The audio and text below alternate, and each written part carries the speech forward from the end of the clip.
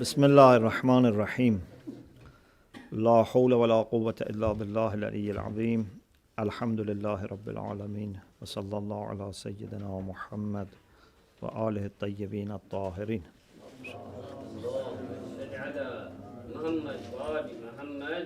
اللهم أخرجني من ظلمات الوهم وأكرمني بنور الفهم. اللهم افتح علينا أبواب رحمتك وانشر علينا خزائن علومك برحمتك يا أرحم الراحمين. We've been studying the significance of honor and dignity, and we said the people who are honorable have certain characteristics, and this helps us also to understand better why this is a central value. As Ayatollah Mutahari said, this is the core, the center of Islamic ethics. We talked about loyalty and keeping their promises. We talked about forgiving, and we said it's actually not waiting for people to come and ask for forgiveness. The people who are honorable, the people who are kareem, they have mubadara, means they take the initiative and forgive. And we said even they forget the wrong which has been done to them, and those who are really kareem, even they don't notice when people wrong them. Okay, you remember? So these are two characteristics. Now we continue. Another characteristic of those who are honorable is that they don't tell lies. To tell lies is a sign of meanness, a sign of being not in a high position. You have seen sometimes there are people who are not religious, but because they have good character and they are brought up nicely, they don't tell lies. It is against our fitrah to tell lies. You see that children, when they start speaking, they are very truthful. Unfortunately, later they learn to lie. Yeah? When they see people around them, for example, tell lies, or if they see that, for example, with telling a lie, they can, for example, avoid blame of parents or punishment, whatever. Later they may learn to tell lies. Otherwise, initially they tell the truth. Okay? So, for example, if someone asks for the father or mother, and father says, tell them I am not here. So the child says, my father says, tell you that he's not here. They are very truthful, very honest. But unfortunately, later they may learn.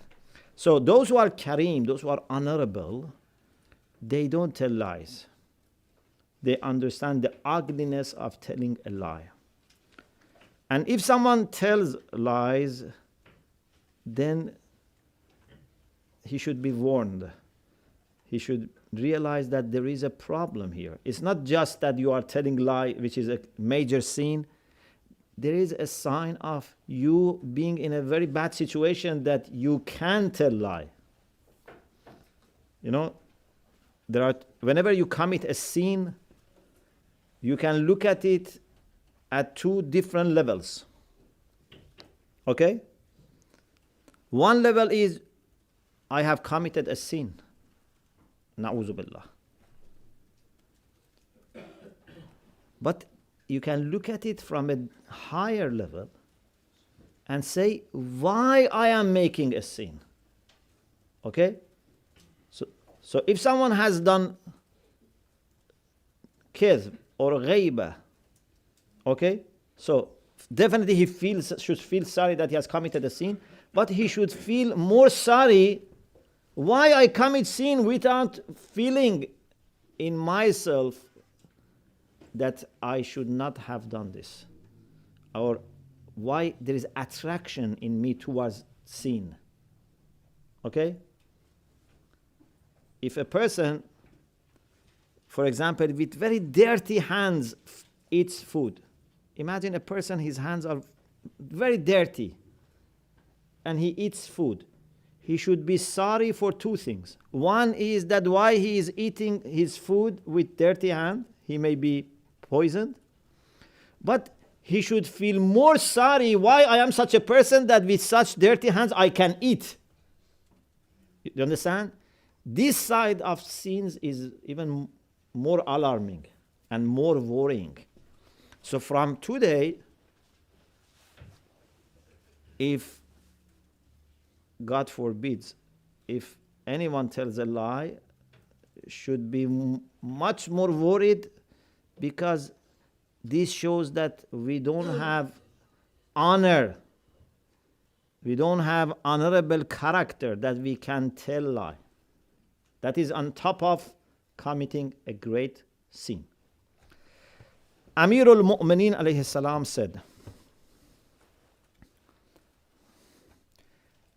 Al-Kidhbu wal-Khiyana laysa min Akhlaq al-Kiram.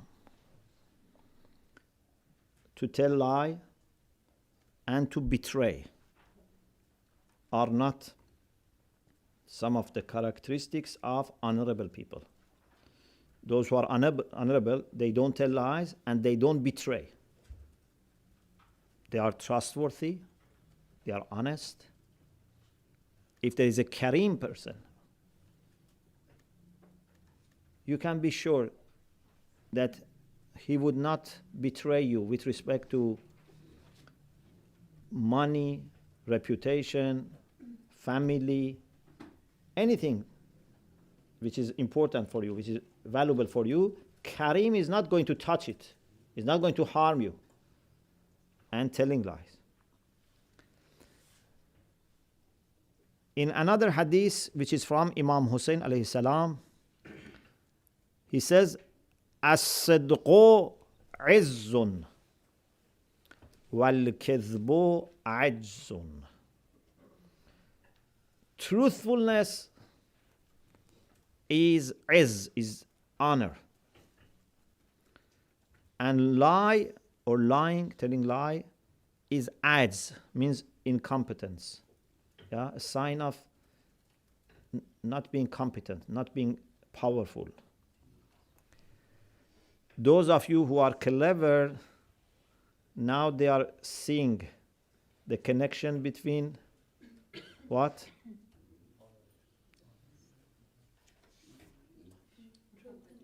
Between truthfulness and honor. Okay? Do you see the connection? Inshallah, we come back to this. As-sidqu, truthfulness, izzun wal-kidhbu ajzun. In another hadith, we have al-kadhibu. I am not sure from which Imam is this hadith. Unfortunately, I don't have the name of Imam here with me, but you can search for it. Al-kadhibu ala shafa mahwatin wa mahanatin. The one who is lying is on the edge of collapsing and humiliation. You know, when you are on the edge of a cliff, any moment you can collapse. A liar is always worried and has to be worried, because anytime your lie can be known, people realize you have told them lie. Okay? This is in the eyes of people, and in the eyes of Allah you have already collapsed.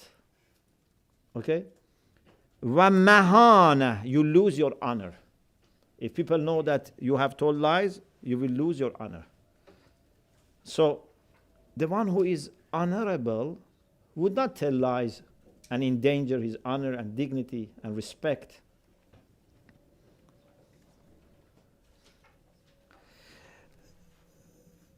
About betraying, we said an honorable person doesn't betray also. We have also this hadith. ما زنا غيور قط. غيور means the one who has غير dignity and also has once I told you it's very difficult to translate English غير. So we can say kind of protective jealousy. غيرة. Okay? You know غيرة?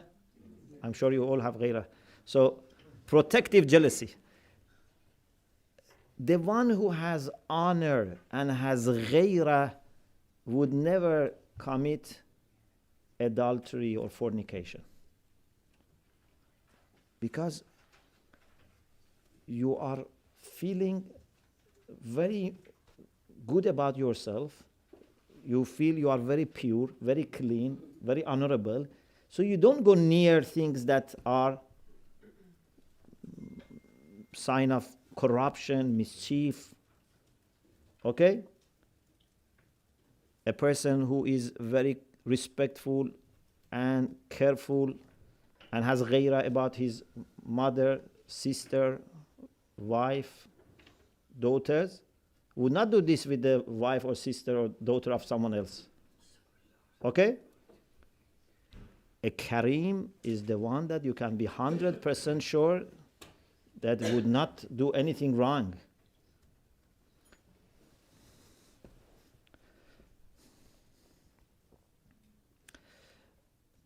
The fifth, one of the characteristics of people who are Kareem, who are honorable, is they have good akhlaq, good naturedness. Amir al-Mu'mineen alayhi salam said, ثلاثة تدل على كرم المرء. There are three things that show honor of a person, that he's honorable. Three things. Of course, when we say three things, it doesn't mean there are not four or five. It means these three are there.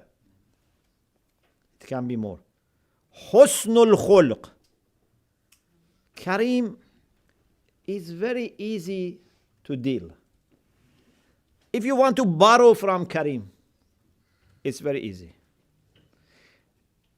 If you want, for example, to take your money back from a Kareem, is very easy. But someone who is not Kareem, either he doesn't give you money or he humiliates you when he gives you money. He tells everyone that I have given him money. And if for 1 minute you delay, he would come after you and brings to your attention. And also if he borrows from you money, if he's not Kareem, he tortures you when he wants to give the money back. You have to first wait and wait and wait, and then after some time you say, how can I wait? Then you send message. He doesn't pay attention. So we have in hadith, al-mu'minu sahlul qada'i wal iqtida'. It's a beautiful hadith. Al-mu'minu sahlul qada' wal iqtida'. Qaf and dhat. It means that when mu'min is going to give you back, it's very easy. And when he is going to lend you, it's also very easy. Okay? For example, if you want to buy something from a mu'min, or if you want to borrow something from a mu'min, it's very easy. You have peace of mind that this mu'min is considering my side more than he considers his side. But if someone is not mu'min and is not honorable, you have to be very careful. And sometimes also you don't feel right to use the same language and the same approach. So you have just to be silent. Because you cannot treat people always the way that they treat you. Yeah? So, an honorable person is very good-natured, husnul khulq, kadhmul ghayz. An honorable person can suppress his anger or her anger. You never hear bad words from an honorable person. Unfortunately, some people use bad words. Even unfortunately, sometimes in English, some of the words which are very, very bad, people use it like anything. You know, for even, you know, just like a kind of, I don't know, expression. They use it. A person who is honorable doesn't use bad words. Whether it is for serious cases or for joking or humorous reasons, you should not use bad words. Some people, for example, you know, when they drive and another driver, you know, for example, you know, comes in front of them, you know, they use bad words. And sometimes they wait till that car goes away, then they say bad words. Because they are worried if that person hears, he may come and attack. So when they go, they say bad words. But not knowing that you are hearing these bad words yourself, and you are saying these bad words by your tongue. You shouldn't. The tongue that can be used to recite Quran shouldn't be used for saying bad words. So Karim is in control of his anger. وَقَضُّ الطَّرْفِ. Karim lowers his or her gaze. Doesn't look at the eyes of people. You know, sometimes it's better a matter of respect that you don't, you know, gaze at the eyes of people, especially, of course, between mahram and non-mahram, but even, for example, two men, two women. Sometimes it's better not to look directly in the eyes of people because they feel embarrassed. Okay? Especially now that Muharram is approaching, when someone is reciting Musibah, don't look at his eyes because then he would not have, you know, concentration. You should, you know, lower your head or, you know, cover your eyes and go to the, you know, tabaki at least. If you cannot cry, at least do tabaki. But some people who don't know, they just look at the eyes of the person. And it's not good. So, Husnul Khulq is one of the characters. There are many hadiths, just we mention few because there are many things that we have to say.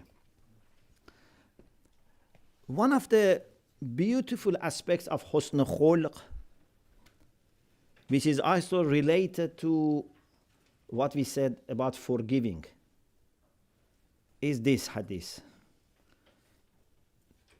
This hadith is very important, especially if someone has been in a situation that he has to experience this.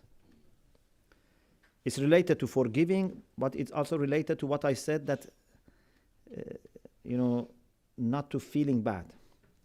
Amirul Mu'minin alayhi salam said this.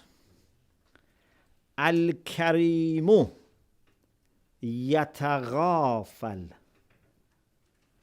Karim is the one who sometimes ignores. Taghaful, what does it mean, taghaful? It's different from ghafla. Ghafla means you are heedless. Taghaful is you pretend that you didn't notice. Like tabaki means you pretend that you are crying. Yeah? It's different from buka, tabaki. Taghaful means you pretend that you are ghafil.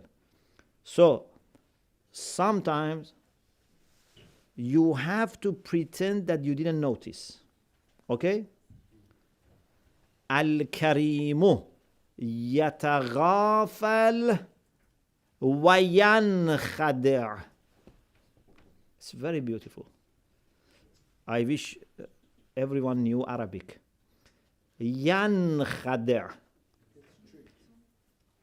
It means that he lets the other side, the other party, to deceive him. Do you get the point? Sometimes Karim lets people cheat and deceive him. What does it mean? It means that he knows what their intention is. Okay? But he doesn't bring to their attention. For example, sometimes you know what this person is trying to do. Okay? For example, imagine if in my office I have a person and I know that he is doing lots of bad things against me.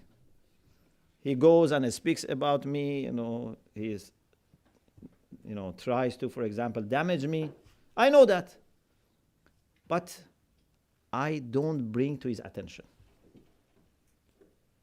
Even he comes and makes suggestions, and I know these suggestions are not good, sometimes I accept.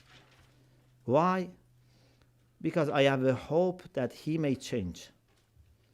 If I want to correct him and to be harsh with him, maybe I lose him totally. Okay? So, Karim is not a person who is not clever. He's not a person that you can fool him easily. He understands very well, but he pretends that he didn't understand. Okay? This is very good quality that a mu'min should have, especially those who have position of leadership or teachers, educators, parents. You have to have this quality of letting people think they are cleverer than you, letting people think that they can deceive you. Okay? If you react quickly, or if you bring to their attention, or if you want to, for example, as soon as you hear something like this, you want to fire them, dismiss them from their job, then this is not good. And after some time, you see you are left alone. Because someone does something bad in this way, sometimes another person does bad in another way. You have to be very careful. One of the things that we have in our hadith about leadership is that you have to have great heart. Alatul ra'asa sa'atul sadr. One of the things that you need for riyasa, for leadership, is to have great heart. Because if for any little thing you get angry with people and try to discipline them and correct them and punish them, then you will be left alone. And those people also will not be changed, will not be educated. Inshallah, with patience, with akhlaq, they gradually understand. Okay?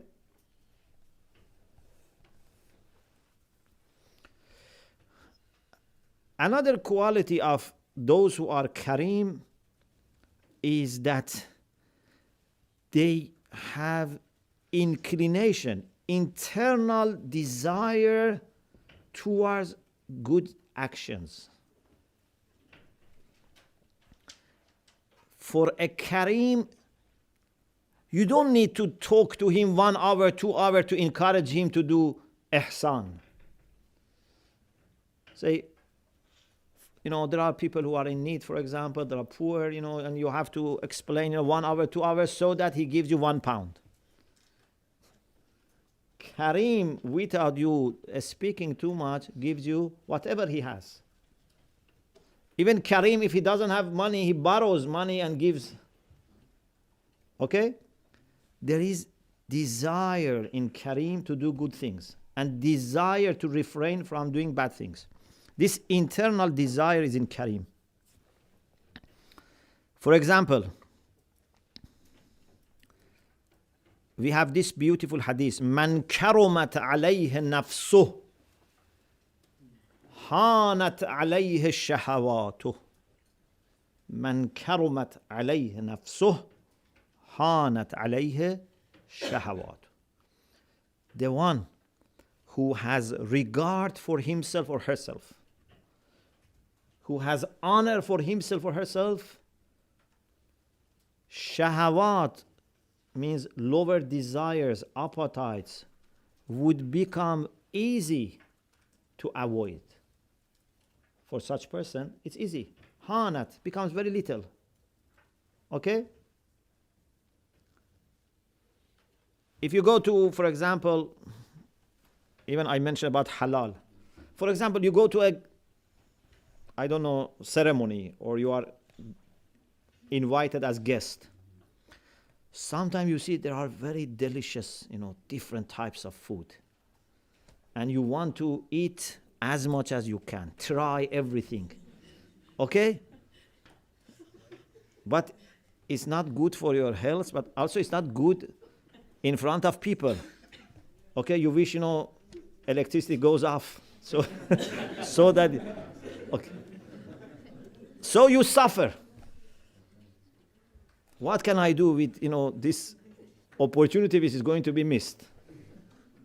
But a person who is honorable takes a little food, even maybe less than, what other people in home eat, he or she eats without feeling any pain. Why? Because for him or her, respect for himself or herself is much more important. Okay?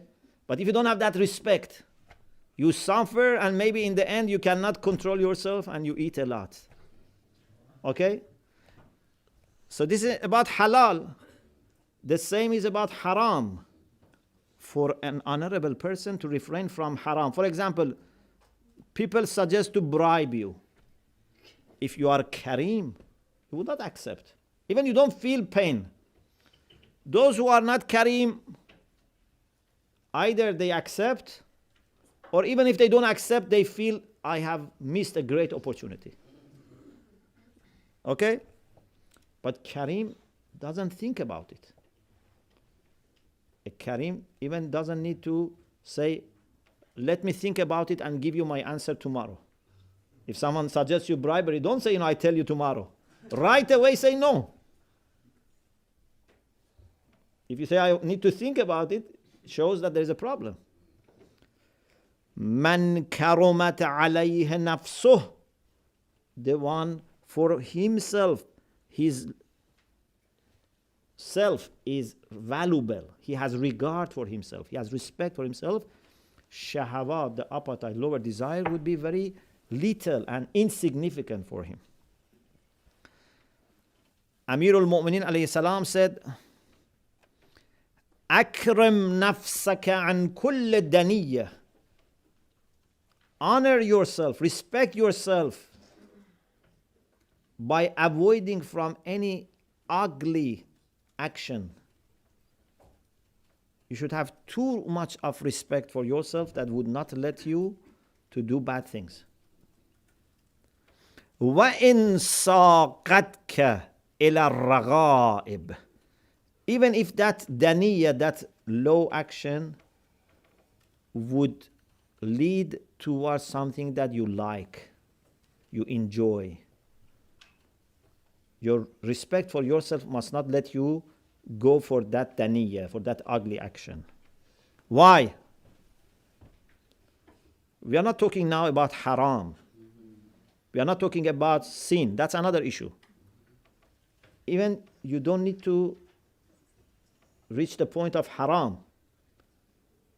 Kareem, even if he has no iman, would not do bad things. Yeah? Or for example, if he has been guaranteed that you will be forgiven, would not do bad things. Why? فَإِنَّكَ لَن تَعْتَاضَ بِمَا تَبْذُلُ مِن نَفْسِكَ عِبَضًا.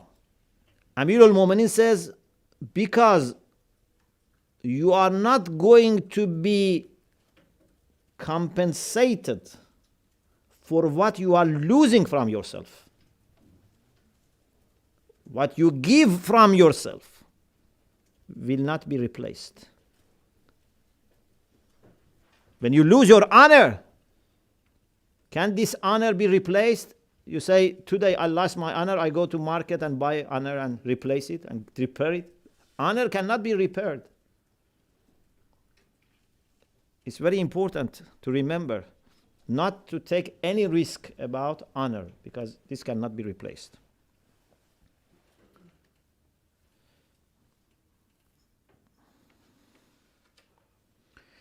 Amir al-Mu'minin alayhi salam in another hadith said, "Inna makrumatan sana'ataha ila ahadin minan nas." When you do something good to any person, when you show generous, honorable action to another person, innama akramta biha nafsak, you have indeed honored yourself. وَزَيَّنْتَ بِهَا إِرْضَكَ, and you have beautified yourself and decorated your own reputation. So who is the main beneficiary? If I help another person, I am the first beneficiary. And if I wrong another person, I am the first loser. So if this is the case, that when you do something good to other people, you have improved your situation, فَلَا تَطْلُبْ مِنْ غَيْرِكَ شُكْرَ مَا صَنَعْتَ إِلَىٰ نَفْسِكَ. So don't ask people to thank you for what you have done to yourself. I have honored myself when I helped you. You don't need to thank me. Okay? I have shown my respect for myself. How, as a human being, I can see suffering of another human being and do nothing? It's disgraceful for me. It's humiliating me if I don't do anything when other human beings are suffering.